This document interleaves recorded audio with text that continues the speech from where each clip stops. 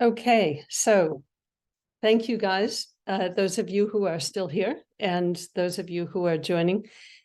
My name is Phoebe Barnard. I am a bunch of things that I will explain, but this talk is going to really be in three parts. The first is about warnings, and that's a subject which has come up, which Stephen commented on yesterday. And it got me thinking in a way that I decided to introduce it into my talk. The second section of the talk is going to be about storytelling and the importance of that in reframing our narrative and our mindsets in Cascadia. And the third is about global to local transformation and bringing together the warnings, the storytelling, the right brain and the left brain. So I am grateful to have you all here. Thanks for joining, and I'd like to keep the session interactive. So please feel free to ask or make comments in the chat or ask questions in the chat. I may not see them right away, so if someone can help me at the end. I'd like to keep quite a lot of time for interactive discussion. I also don't mind being interrupted, so please feel free to do that if you like. So give me a second just to share my screen and put it on screen mode. I'm afraid I've stolen an image off the website, which comes from a company, so forgive me for that. May the gods of IP spare me on this. But we spoke yesterday a little bit about literal tsunamis. You know, we are all very aware of our Cascadia subduction zone. I am an earthquake and volcano and tsunami, almost a groupie since I was 3. I love the literal things, the power and the majesty of it, but also trying to prepare ourselves to deal with them. But in this case, I've put it in metaphorically. You know, in the case of an earthquake, go to high ground or go inland. We are shifting our civilization. This is our moment to go to high ground. And there's a lot of moral high ground that we need to reclaim here in the increasingly crumbling ashes of Western civilization. So as Stephen said, I'm going to talk about a little bit about risk and resilience, mostly about restoration. And my title mentioned ecosystems and the climate, and I'm certainly going to talk about both of those, but I think it's most important that we recognize the role of restoration of society in this. And I'm going to talk about the things that we can do across scales. So I'm Phoebe Barnard. I wear a lot of hats. And I'm just going to flip through some of them so you have an idea. I am a professor of biodiversity, conservation biology, and environmental and societal futures, as well as climate vulnerability at the University of Washington. And on those things, also an associate at the University of Cape Town, and you'll see why a little bit later. I was the founding CEO. I am the founding CEO, and I was the active CEO until about 3 weeks ago of the Stable Planet Alliance, a global dynamic coalition working to reduce humans' impact on our planet, to keep our planet and our climate and societies stable, and a bunch of other roles. I'll be talking about this Global Restoration Collaborative, so I won't say anything about it yet. And about the Global Evergreening Alliance, also a big initiative that Jean-Louis and other people will be aware of. In my spare time, hypothetic spare time, I also now am a co-producer of films, and I'll talk a little bit about that. And I've only moved back to the US after decades away working in Africa in 2017, basically. So I hope to be of service in this process that we are all working on. So about 30 years ago, I was asked to come and work in Namibia. at the dawn of its independence from colonial rule. And it was the start of an amazing set of inquiries and experiences. So part of this talk is going to be my personal narrative, and part of it, I'm hoping, is our collective global and bioregional narrative, because I have worked a lot bioregionally, but in Southern Africa. And Namibia's experience as it navigated its crossroads of independence was very much a clean break that it wished to make. Namibia, for those of you who don't know, in southwestern Africa, is the driest country south of the Sahara. It was previously under colonial rule by Germany, by Britain under the League of Nations, and then kind of illegally by South Africa. And so they were very keen to shake all that off. It's a huge country of about 1 million square kilometers, but with only, at that time, under 2 million people in the whole country. So what kind of society did they want to have from now on?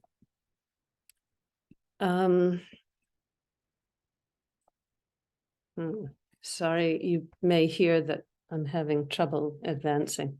But the second part of that question, or a second question, which I think is absolutely crucial, and we referred to it in the last session with Darren and Sean, is how do we get to the future society from the constraints that we are in, the systems that we live in, the mindsets that we've grown up with and inherited, all of the poison and the opportunity that we may currently experience. And of course, these two questions are critical for us here in Cascadia. So Namibia, South Africa, I was really privileged to be able to work on biodiversity and climate change and national development in both of these countries. And I could talk for days about those things, but I really mainly won't. So getting back to risk and resilience and restoration, I referred to ecosystems and the climate, which are my two areas of real expertise, but early on, like in 1990, at Namibia's independence, I realized how closely related each of these is to reweaving the fabric of society. And increasingly, I seem to get asked by intercultural communities, interfaith communities to come and talk about the biodiversity crisis, the climate emergency. And so I developed a talk that's really about using a tapestry metaphor about reweaving the fabric of society. And there are a lot of people in this team here, in this summit, who are so important at being able to do that. And I particularly want to mention Rose Madrone and the Connectivity Project, working through film to be able to show the importance of ecological connectivity and bringing social connectivity. So if you don't know her work, check out the Connectivity Project.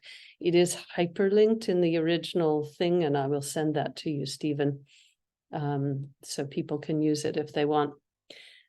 But, you know, biodiversity and the tree of life reminds us that we have been fortunate to live in this incredibly exquisite, beautifully co-evolved planet where everything is interwoven.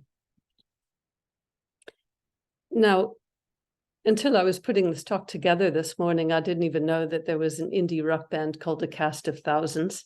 Maybe all you guys know it, but I did not, living in Africa. Anyway, Alone in the Crowd. So the first part about warnings starts here. And this figure kind of looked like me, the scientist in those days, nerdy and alone in the crowd. So this is my left brain story starting out.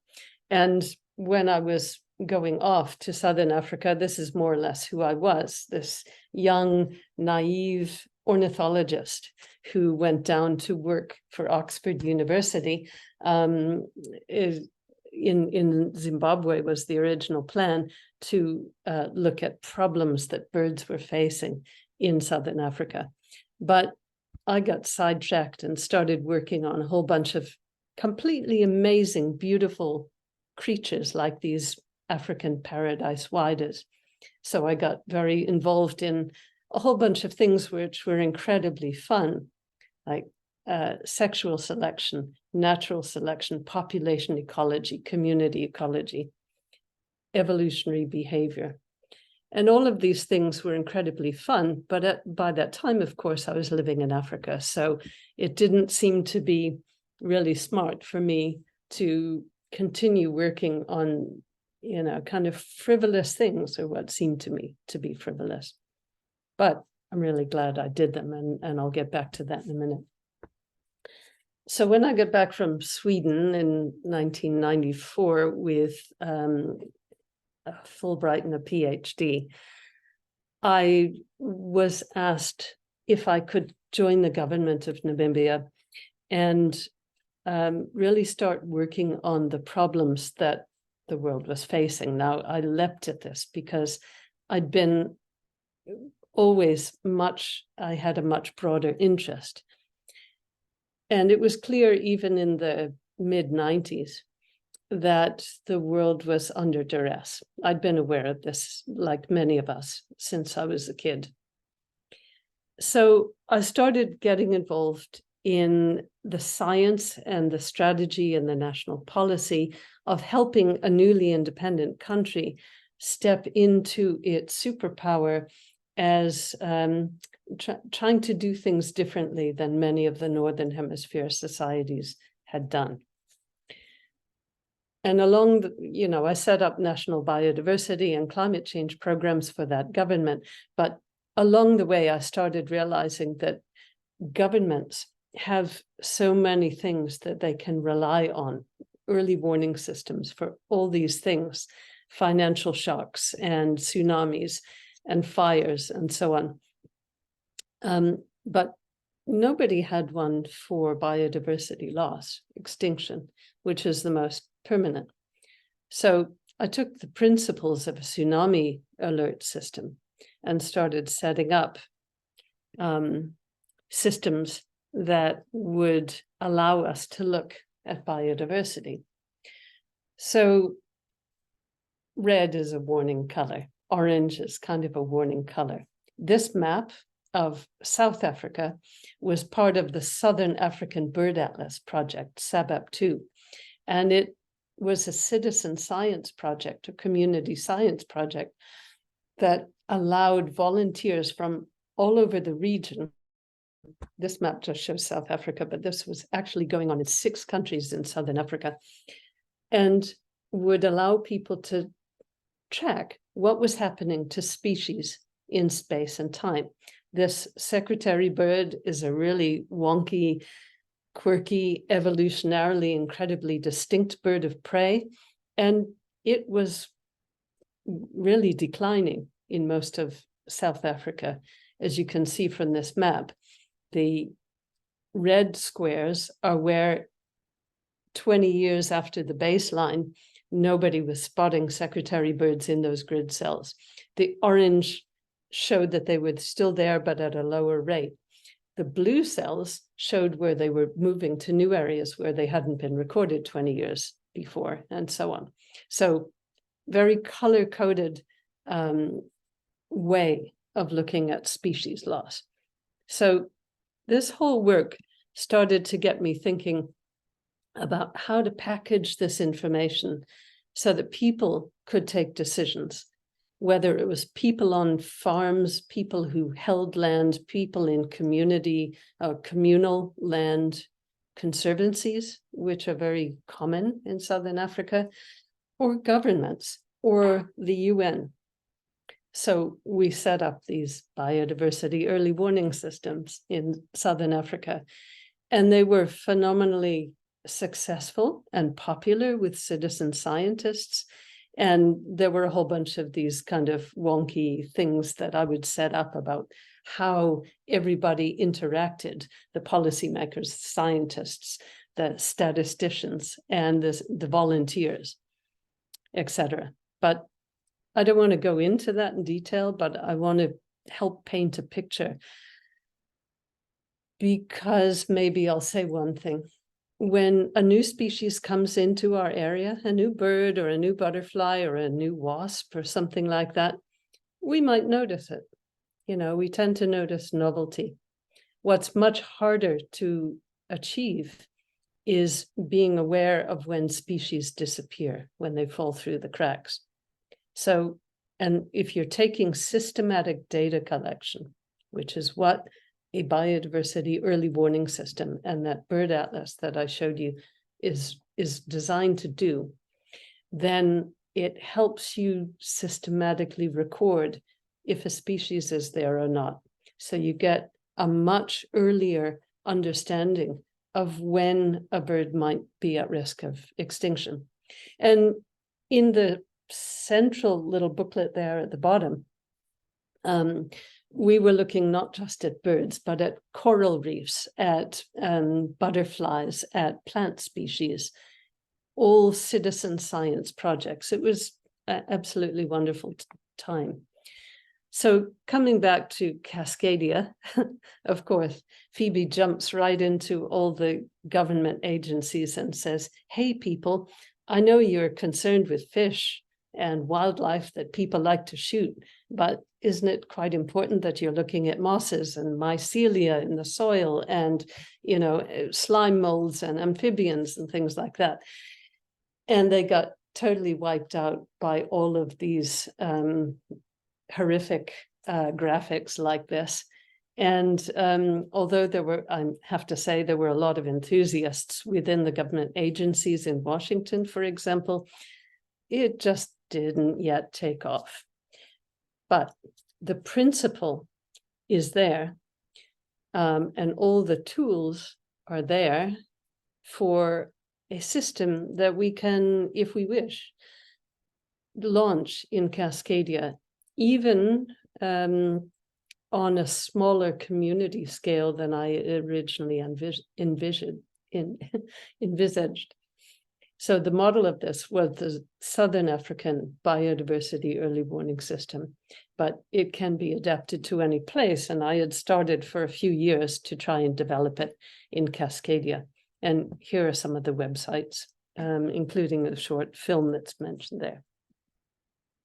So, you know, hot on this warning idea, and I must say Southern African countries didn't need to be warned, but it was clear that most of the affluent countries of the global north still needed to be warned. I started getting into my warning mindset, very left brain, very determined, very anxious. And yet it seemed as though no matter how many papers that we produced on this line, and there were 5 of them between 2019 and 2022, that people still weren't paying enough attention. Stephen said yesterday that warnings are a terrible word to use and a terrible mindset to be in, and he's absolutely right. And this had been bothering me for already some time, ever since I'd started to get into this space. So my right brain side was already starting to think, but language matters. How we talk about this stuff matters. And we need to go from warnings into action. So if anyone on this call is down in Oregon, you'll probably know that Oregon State University has Bill Ripple, one of my colleagues here, who is Mr. World Scientist Warnings. And Bill Ripple has a whole website, single-spaced list of papers, World Scientist Warnings about this and that and the other thing. And I even just 4 or 5 weeks ago agreed to be on this paper, which focused on our mindsets and how we need to focus on them if we are going to be able to get ourselves out of this mess. However, I think we all know that society can only handle so many warnings before it stops listening. And warnings also have,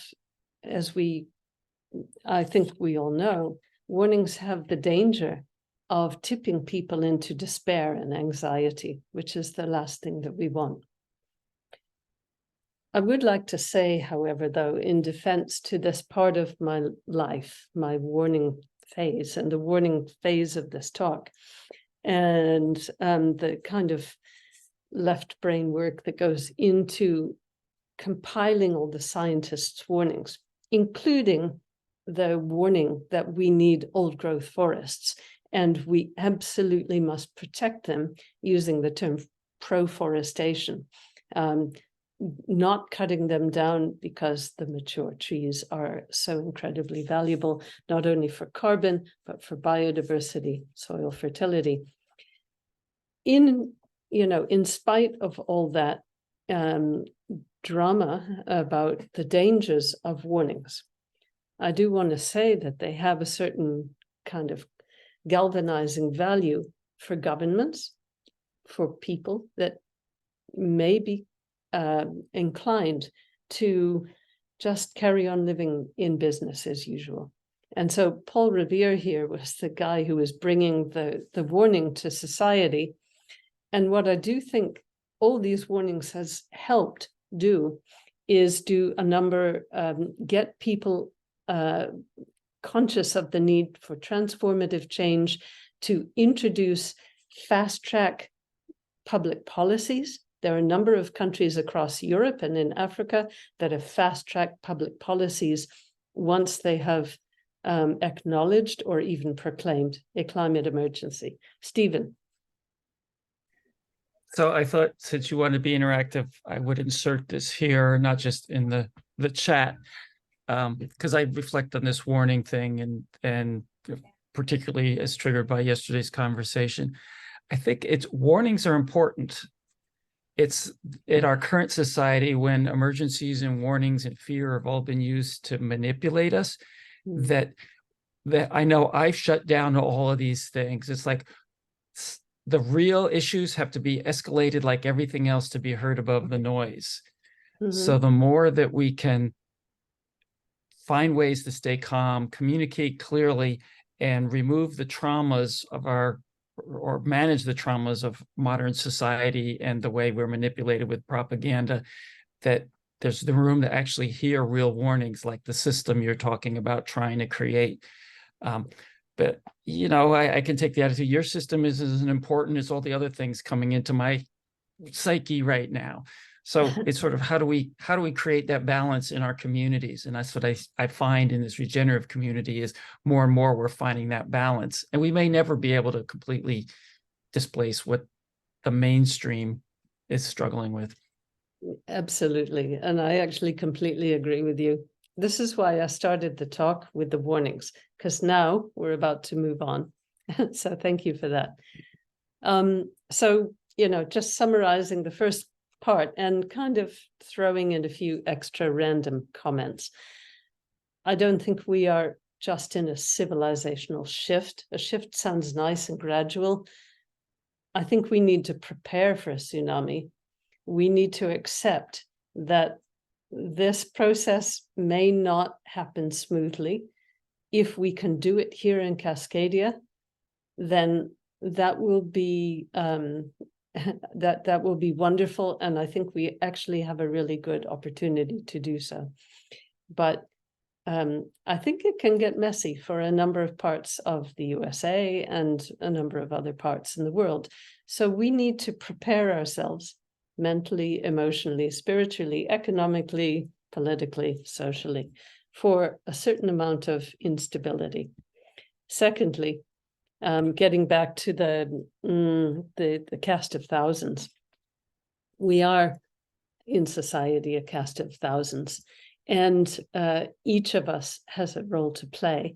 Many of us have learned And I'm not one of them. I think I've been lucky to be very collaborative and very collective all my life. But many of the people around us, we all know, have learned these very Western values of individualism, of competition, of supremacy, of arrogance and entitlement.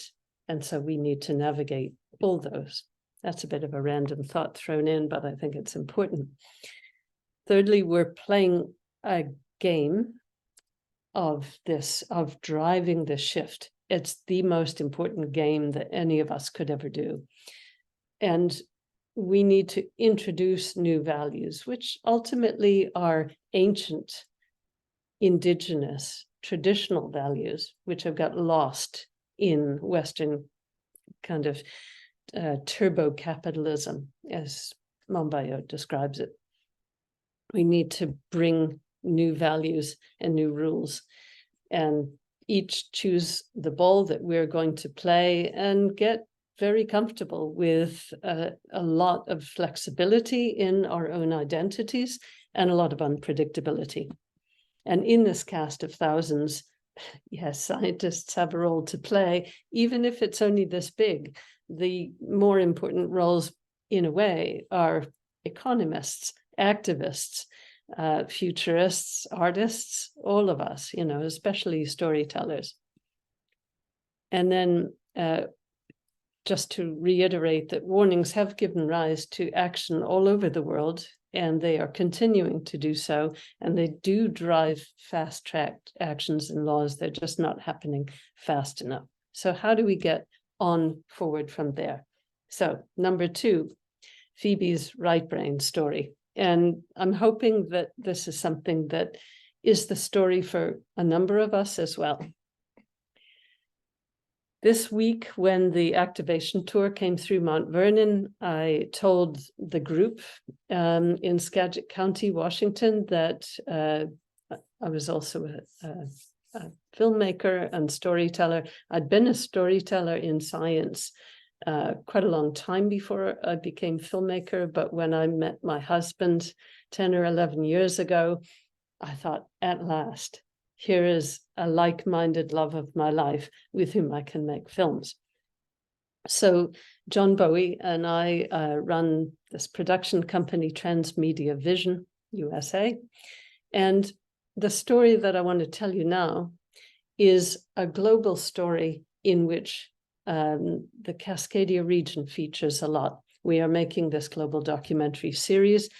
It's in 3 or 4 parts. We're still navigating that with our distributors, looking at the regenerative civilization that we are entering and how to make it happen. So I'd like to encourage any of you who are interested in film to join us at this website, backtoOurfuture.net. Where can we find the most meaning in these uncertain times? What is our role? And what can the power of film or the power of photographs teach us about the future and about our role in it?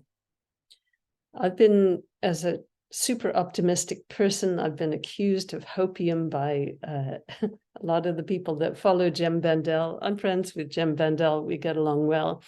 I am optimistic about the future, but I am also not a Pollyanna. I know, as a warnings person, I know how grim things can be if we don't pull out all the stops right now. So this story has a bit about the paralysis that we find ourselves in Western hyper-consumerist society. It shows a certain degree of promise, including a fairly, maybe, shall we say, oversimplistically naive, but very powerfully reframing book by Peter Fikowski and Carol Douglas that talks about how to achieve restoration of our climate and the pitfalls. So I won't say much about the pitfalls now, except many of us, especially those of you who were in the last session, we spoke about greenwashing and carbon credits. And I want to say that climate restoration is something that I think we have to do. And we need to make it a very clear and very strongly developed field. But it cannot happen without significant, massive, dramatic drop in carbon emissions. And it cannot happen without vast scale ecosystem restoration, which will be the third part of my talk. And only if we achieve all three of those things do we have a chance of shifting our future from an increasingly problematic, dystopian one, perhaps, into a stabilized climate, a stabilized planet, and therefore a stabilized society. More on that in a second. Some of you will recognize many of these people from our region. We'll be interviewing Representative Deborah Lakanoff next week, and Liz Lovelet, Senator Lovelet on the left of Alex Rammel there. We interviewed last year, and a number of Indigenous cultural bridges like Jay Bowen, who opened this meeting, and Laura Pennington, both good friends of mine and elders of the Upper Skagit tribe. And Paula Sardinia, some of you may know Haley Garreau of the Children of the Setting Sun Productions. 4 episodes, the first about methane has just been completed. The next 2 or 3 on blue carbon, on ecosystem restoration and artificial limestone for carbon negative building materials, and all of the activism and social change that's required to make this happen. So we have intentionally featured Cascadia pretty heavily, not only because we live here and it's relatively easy and inexpensive to interview people here, but also because we do believe that it's very much a model of regenerative change. So please have a look. We would love to have your help. And just in closing on this section, I'd like to say that we have also been doing community broadcasting with TMV Watch, Transmedia Vision Watch, which is a local broadcaster for Skagit County. And we're developing some potentially very exciting collaborations with Larry Green and the San Juan Islands broadcasters, broadcasting history of telling important stories. Changing stories, telling stories is key to shifting narratives that determine our civilizational culture. And finally, I just wanted to mention this also very local story about otherness and identity and the importance of being able to welcome and reweave our society so that people are not othered and alienated and isolated so much. So to summarize this, and again, throw in a couple of completely random thoughts. Historically, we know from volcanic eruptions and the Little Ice Age, the Younger Dryas of medieval times, we know that climate change is accompanied by instability socially, politically, and economically. I must have had a brain fart at that moment. The world does not have to be this way. We do have agency to change it, and we need to all put our shoulders to the wheel. But remember that making change on all these levels, from psychological to social, to spiritual, to logistical, to political, economic, technological, is a very tall order. Much of it may not prove to be possible, so we have to get on with it and stop bickering and finger pointing. Not this group, but society as a whole. I think we all agree is consumed sometimes with finger pointing and blame making. We've got to stop that. Storytelling changes the narratives we're fed, and obviously everything that we know and love is at stake. So now the left-right brain story. In the last few minutes, I want to just return to how in Phoebe's life, she's tried to pull these two things together. I turned 62 this past year, and I became conscious of the really limited time that we all have. And I decided to throw myself into the biggest and most ambitious and bold things that I could possibly do. I was already running one big global coalition, the Stable Planet Alliance, but I felt it's also really important to start a supply side thing. I earlier mentioned quickly that Stable Planet Alliance is reducing the demand of humans on our planet. The Global Restoration Collaborative, which is on a temporary website from Stable Planet Alliance, is about increasing the supply of regenerative change makers at the global level, but also going down across scales to the hyperlocal level. And so I'm mentioning it here because we have so much regenerative and ecosystem restoration and social restoration talent in the Pacific Northwest. We even have quite a bit of climate restoration talent in Cascadia. So I want to say a few things here. This is a process. It's not an organization, this collaborative. John D. Liu, many of you will know, is one of the godfathers of ecosystem restoration and the founder of what used to be called ecosystem restoration camps, now communities.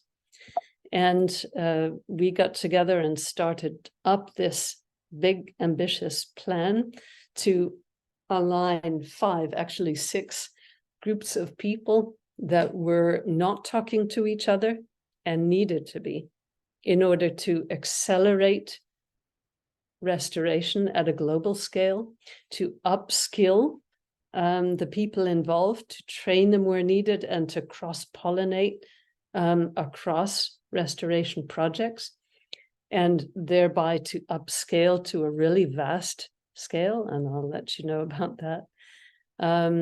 So ecosystem restoration is an established global community. The climate restoration community is much younger, much smaller, and they had no idea really what the ecosystem restoration people were doing.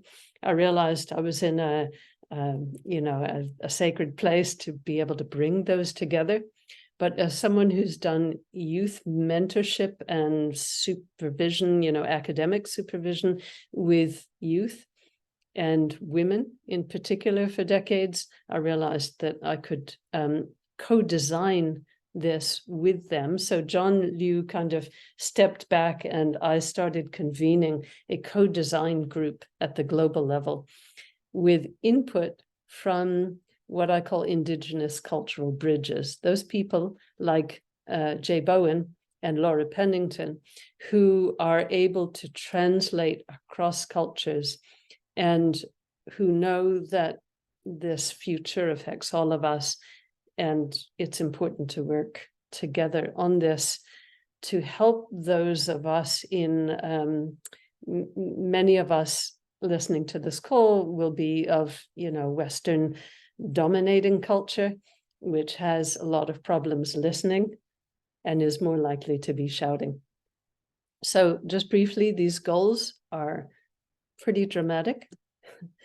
And we are going to have to work incredibly hard to make this happen.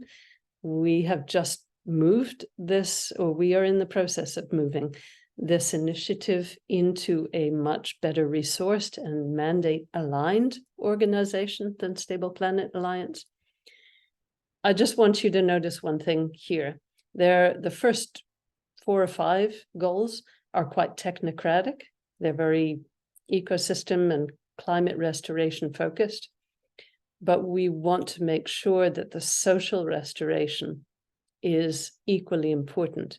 So we welcome suggestions for how to strengthen and improve these goals. And also we are in the process of setting interim goals before 2050. So these are the 6 global networks on the left. And the last is not so much a network, although we are tapping into the global indigenous networks that I've worked with for some time in the Biodiversity Convention. And these 6 verbs, or yeah, I'll treat them as verbs, are the focus of what we're doing. So just to wrap up, I want to say that breaking outside our existing boxes, especially as they are often practiced in North America, which in a conservation sense is often quite behind the times, especially with government agencies. We need to break outside them and think about how to take transformative steps to make this happen at such a scale and at such a speed that we can really help tip this new civilization of regeneration into being. My own vision is of a much kinder, much wiser, much more sustainable, much more forward-looking civilization ahead. And that it also needs to drive the economy that gets it there. So working with a kind of donut economics model, or, you know, a restoration economics model, to have an economy and a civilization that work for people and planet. The Global Evergreening Alliance, after 7 months of discussion, I'm just joining that secretariat. This is a big, ambitious global alliance of organizations working on climate and ecosystem restoration. And that's where the carbon credit dialogue came in from our last session. But I'm going to leave it there. I think there is more on this website that I can refer you to for details. But these are the things, the 4 main areas that we're digging into now. And hopefully in the next, I suppose the next 6 years before 2030, we hope to have achieved at least 350 million people around the world directly or indirectly involved in the regenerative economy and livelihoods. That is a huge undertaking.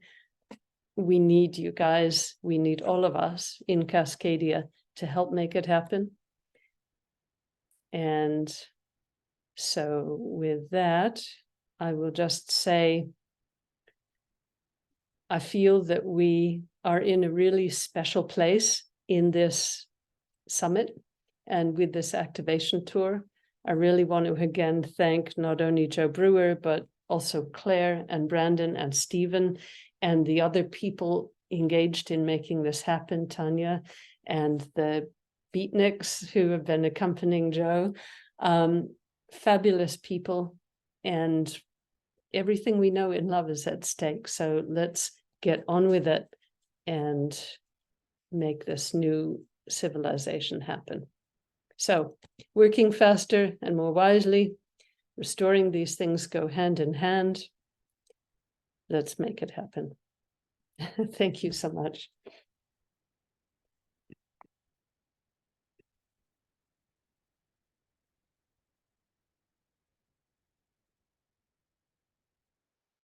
Can someone help talk me through the questions?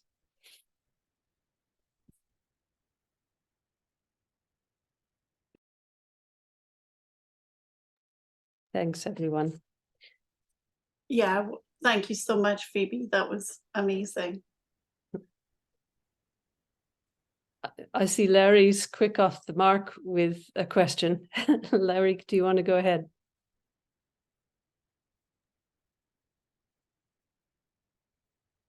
Yes, it's not so much a question, Phoebe. Let's see. As a comment, first of all, as you know, you're a real hero to me. I believe so much in all of your great work, and also just as a human being. But this is such a great presentation of all the gifts that you bring. Not only to the world, but specifically to the Cascadia bioregion. I just want to thank you, and we're very, very lucky to have you in our community. Likewise, Larry, we are very lucky to have you here too, because like I said, storytelling is so important, and you've been a great broadcaster in this line. So thank you for coming today as well. Any other questions? And then maybe someone can help. I see 31 new messages that I haven't read yet.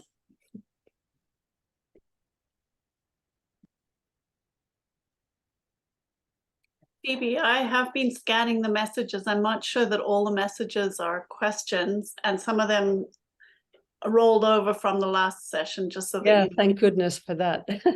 That was a great session. Thank you again, Sean and Darren, for that. I would have loved to be able to continue on.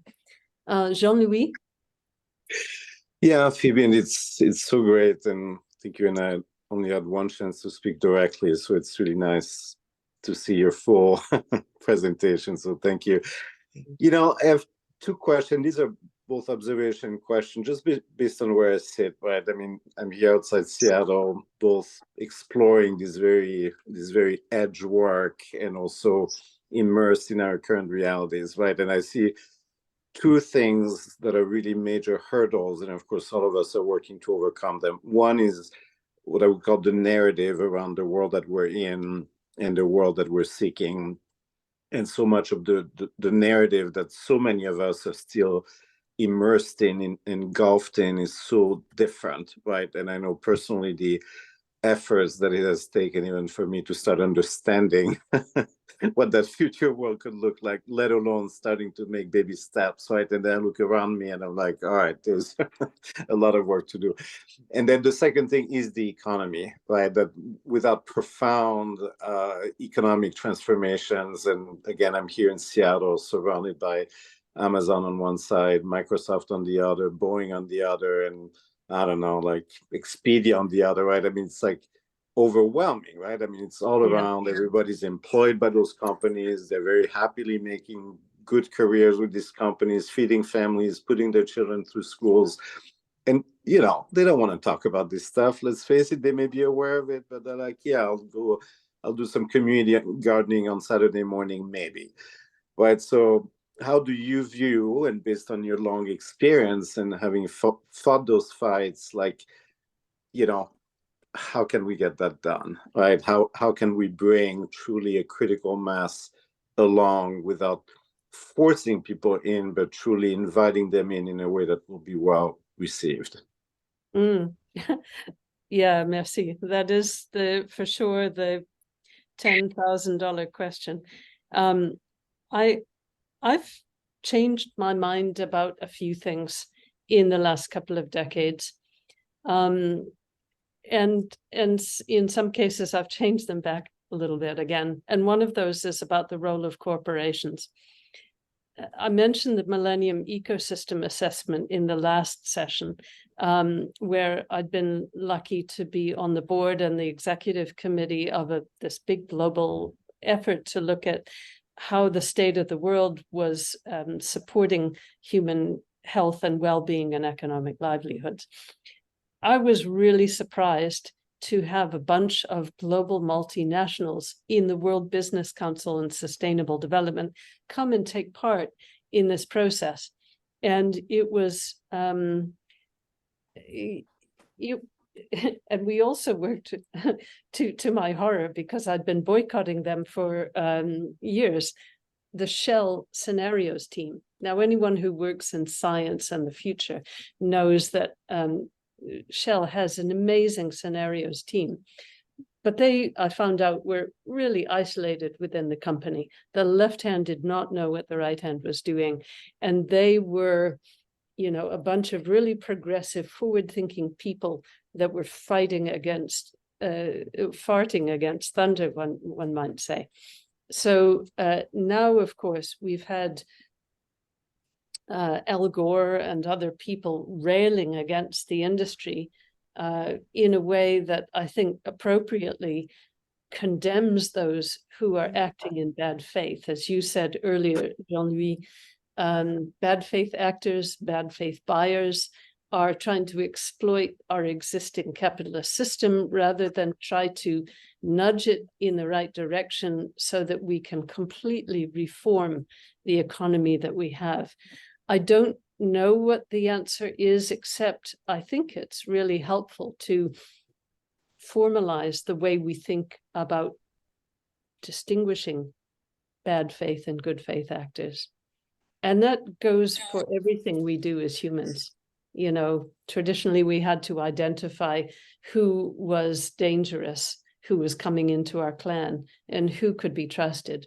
And we need to rekindle those practices of establishing trust or withholding trust. I hope that helps. Christine, I know you've been waiting, and then Claire. Thank you. Thank you. I only have a minute as I have an appointment. But I've been watching slowly the video that was shared a few weeks ago on Earth Finance by, who did that video? Anybody remember her name? She worked at the That's Samantha Powers. Samantha Powers, thank you. Yeah. She'd worked at the World Bank for 5 years, and and it's fascinating, you know, and like I said, I haven't had time to finish it. I go 10 minutes, 5 minutes, but about financing the earth by looking at how you don't just take and harvest and mine and the shareholders get it, but how to finance it. Have you looked at that, or are you are you working with that? That's why, yeah, I haven't seen the film. I'd need to go look for it. Thank you for mentioning it again, because I remember Claire or somebody referred to it earlier. I am just a dumb scientist who knows nothing about global financial flows, but I knew early on that we have to move money from evil to good if we are going to get anywhere in this world. So I started talking with people who are experts in global financial flows and how to move them. Jean-Louis is really talented in that area, but I had also gathered a couple of other guys. And I think we need to help formalize that community as well, because what's happening in the program that's called 1,000 Landscapes for a Billion People, which is an aligned organization with the ones that I'm working with. And a number of people are really starting to change this.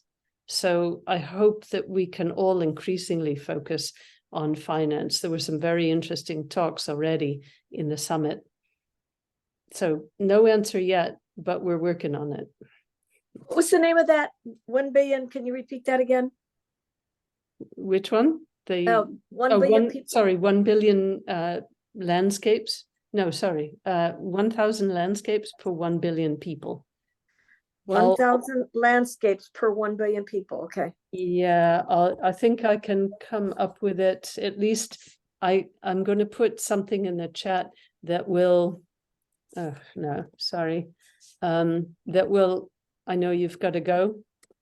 Okay. So at least this will get you to the right website, and then you can, no, sorry, it's not copying, but Google it, 1,000 landscapes for a billion There people. it is. Yeah, you're there. Jean-Louis, it's the www.landscapes.global, landscapes.global. Thank you, Jean-Louis. Sounds right.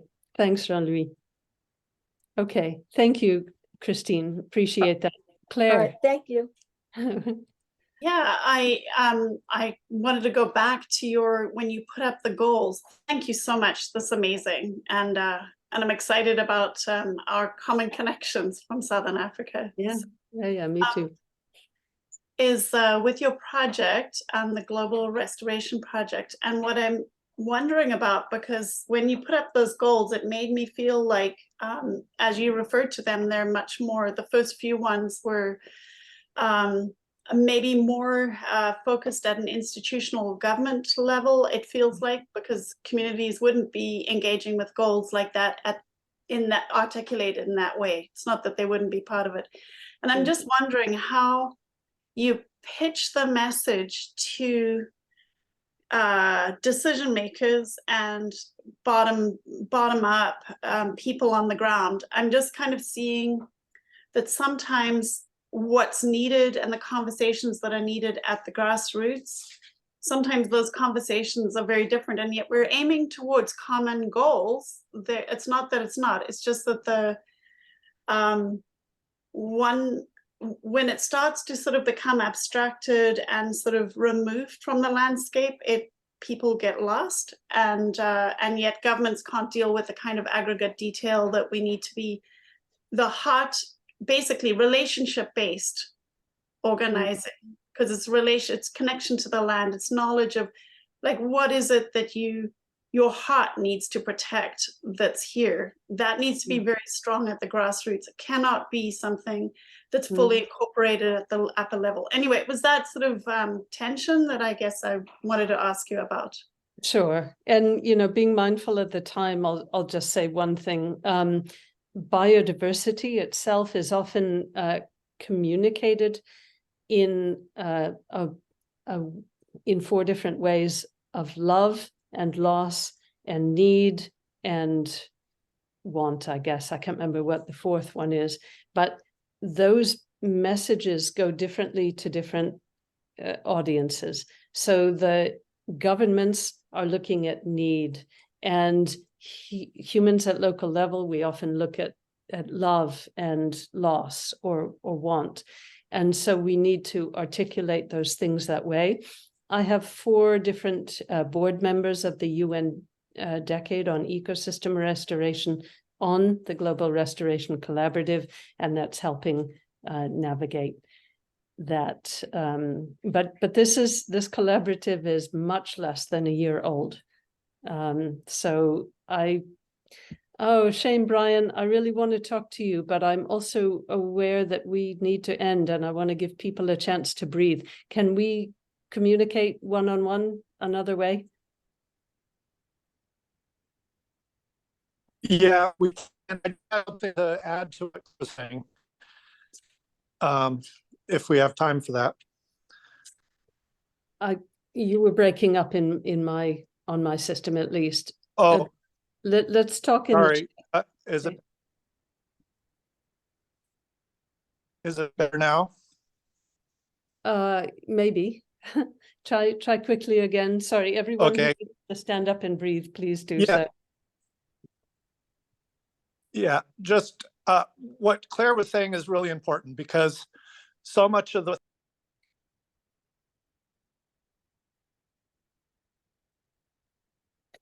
I think let's end this here. I know something else needs to happen. I can't remember exactly what, but thank you all for coming. I'm really grateful for your inputs, and I'll continue to try and answer things in the chat. Thanks, everyone. And Appreciating you all. Phoebe, what I might say is so the next session in the Sasquatch room is Mike Myers and the Riptide Mental Health and Climate Change. I haven't seen him yet, and he's not in the other room. And if he doesn't show up, I might just leave the other room open. If people want to connect with Phoebe or with Darren or Sean, it might be a nice place that people could connect just one-on-one and have a discussion. The next session in this room is I foolishly put myself on the calendar for a bioregional mapping workshop and session. So I'll be hosting that. And look forward to working with anybody who would like to stay. Otherwise, our next session is, I think, at 4:30. We're just going to have a half an hour to close and talk about the unconference and what people would like to see next. And then at 5 o'clock, we're doing an offers and gifts, a gifts and asks exchange. which will be hosted by Regeneration Pollination. And that'll be our last event from 5 to 6:30. And it should be a great opportunity also to come and exchange and connect. That's fabulous. Thanks so much, Brandon. All right, I'm going to hop over to the other room in case anyone wants to chat. Thanks, guys. Yeah, and I'd offer if anybody just wants to stand up and stretch a little bit, I think it's a wonderful time. And we'll get started here in a couple minutes.